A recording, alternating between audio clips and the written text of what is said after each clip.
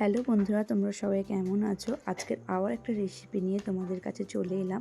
আজকের আমি মাটন রান্না করে দেখাবো তোমাদেরকে।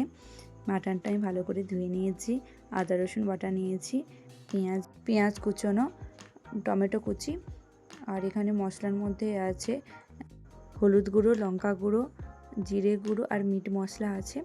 তারপর প্রথমে কিন্তু আমি কড়াইতে জল দিয়ে দিচ্ছি। জল দিয়ে ওখানে আর হলুদ আর একটু লবণ দিয়ে দিতে হবে, আর আদা রসুন বাটাও দিয়ে দেব।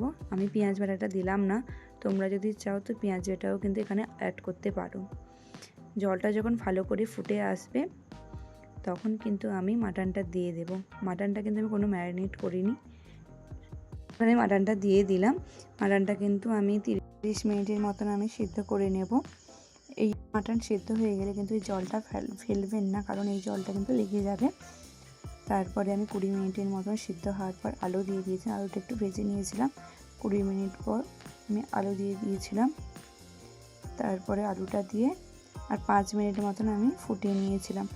30 মিনিট আমার লাগেনি, তার আগেই মাটনটা 60% মতো সেদ্ধ হয়ে গেছিলো, তাই আমি নামিয়ে নিয়েছিলাম। তারপরে কড়াইতে তেল দিয়ে জিরা, এলাচ আর শুকনো লঙ্কা ফোড়নে দিয়ে পেঁয়াজ তুলে দিয়েছিলাম। পেঁয়াজ কুচিটা ভাজা হয়ে যেতে আমি রসুন বাটা দিয়ে দিয়েছিলাম। রসুন বাটাটা যখন ভাজা হয়ে যাবে তখন কিন্তু আদা বাটাটা দিয়ে দিতে হবে। এখন ভাজা করে নিয়েছি একদম রসুনটাকে। তারপরে আমি আদা বাটা দিয়ে দিলাম। আদা বাটা দেওয়ার পর 2-3 বার নাড়িয়ে তারপরে আমি টমেটো কুচি দিয়ে দিলাম। টমেটো কুচি দিয়ে ভালো করে নাড়াচাড়া করে যে মশলাগুলো বলেছিলাম, দেখিয়েছিলাম তোমাদের, সেই মশলাগুলো কিন্তু একসঙ্গে দিয়ে দিলাম। দেওয়ার পর ভালো করে নাড়িয়ে যখন একদম তেল বেরিয়ে যাবে তখন কিন্তু মাটনটা দিয়ে দিতে হবে।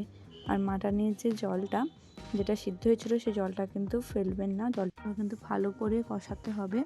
কষিয়ে যখন দেখবেন যে একদম জল নেই, নিচে লেগে যাচ্ছে, তখন কিন্তু ওই যে জলটা রেখে দিতে বলেছিলাম ওই জলটা কিন্তু দিয়ে দিতে হবে। আমি কিন্তু জলটা দিয়ে দিলাম।